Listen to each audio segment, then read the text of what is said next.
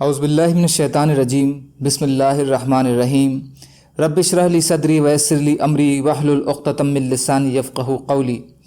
ریاض الصالحین حصہ اول، احادیث نبی صلی اللہ علیہ وسلم۔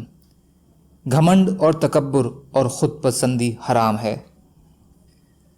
حضرت عبداللہ بن مسعود رضی اللہ تعالیٰ عنہ سے روایت ہے کہ نبی اکرم صلی اللہ علیہ وسلم نے فرمایا، وہ شخص جنت میں نہیں جائے گا جس کے دل میں ذرہ برابر بھی گھمنڈ ہوگا۔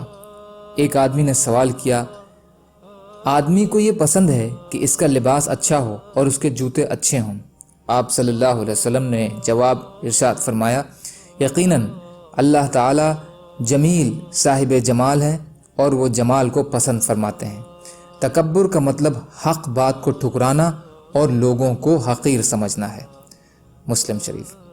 بطر الحق، حق کو ٹھکرا دینا اور اس کے کہنے پر اس کو لوٹا دینا، اور غمت الناس، لوگوں کو تچھ یعنی چھوٹا سمجھنا۔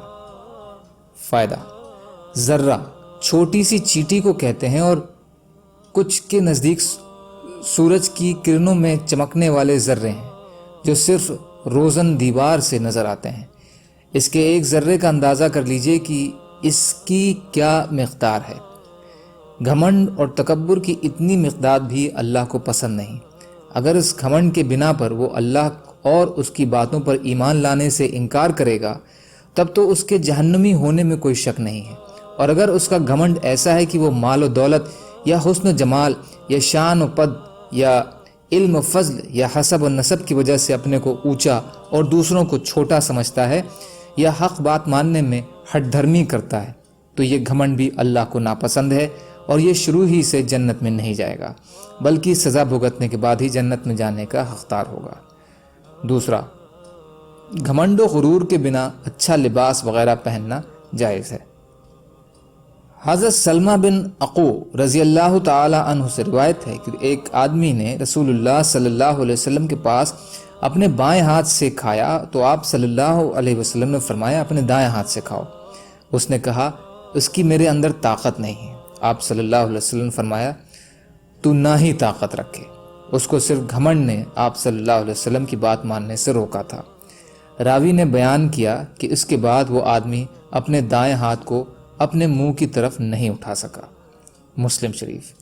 فائدہ: یہ حدیث باب المحافظہ علی السنہ رقم 4/159 میں گزر چکی ہے۔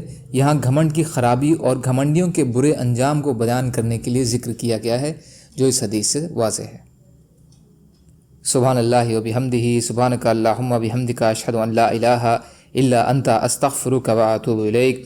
سبحان ربک رب العزۃ عما یصفون وسلام علی المرسلین والحمد للہ رب العالمین برحمتک یا ارحم الراحمین۔ لا الہ الا اللہ محمد رسول اللہ۔